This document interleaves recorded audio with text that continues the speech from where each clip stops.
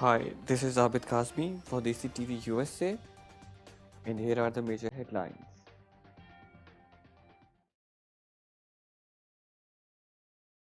Tiger Woods was rushed to a Los Angeles hospital after suffering multiple injuries when his car went off a road and rolled over, requiring the jaws of life to extricate him. Tiger Woods was the sole occupant in the sports utility vehicle when it crashed at about 7:12 a.m. near the suburban communities of Rolling Hills Estates.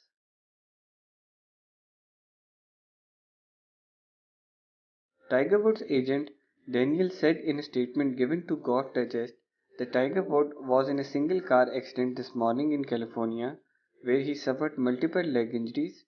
He is currently in surgery and we thank you for your privacy. Tiger Woods is considered one of the greatest athletes in the history of this sport. After the news of his car accident, many people around the world are praying for his safe health and quick recovery.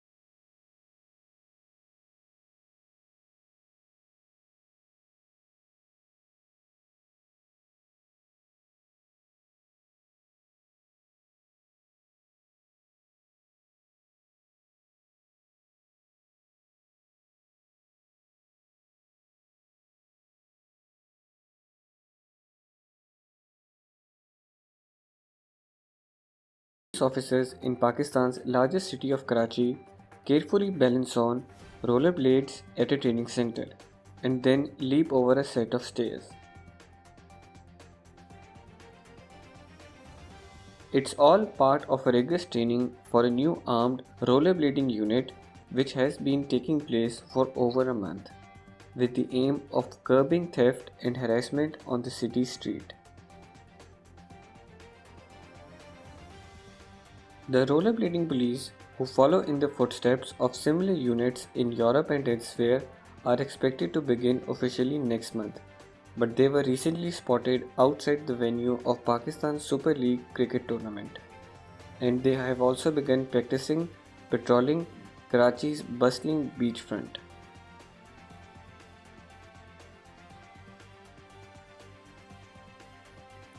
Russian President Vladimir Putin attended a wreath laying ceremony in Moscow to mark the Defender of the Fatherland Day, an annual national holiday that honors the nation's military achievement and its veterans.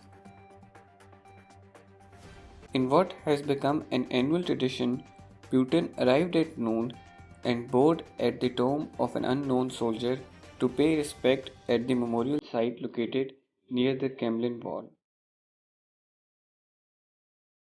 Defender of the Fatherland Day is celebrated in most post-Soviet countries, marking the formation of Red Army during the Russian Civil War.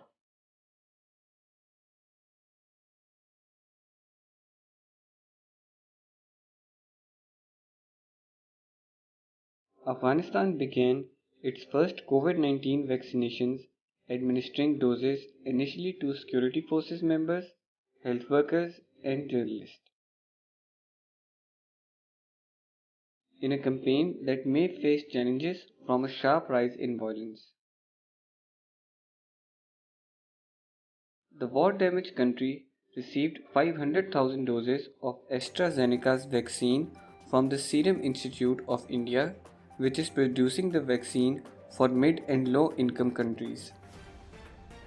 Thank you for watching. For more news and updates, please click on our link tree.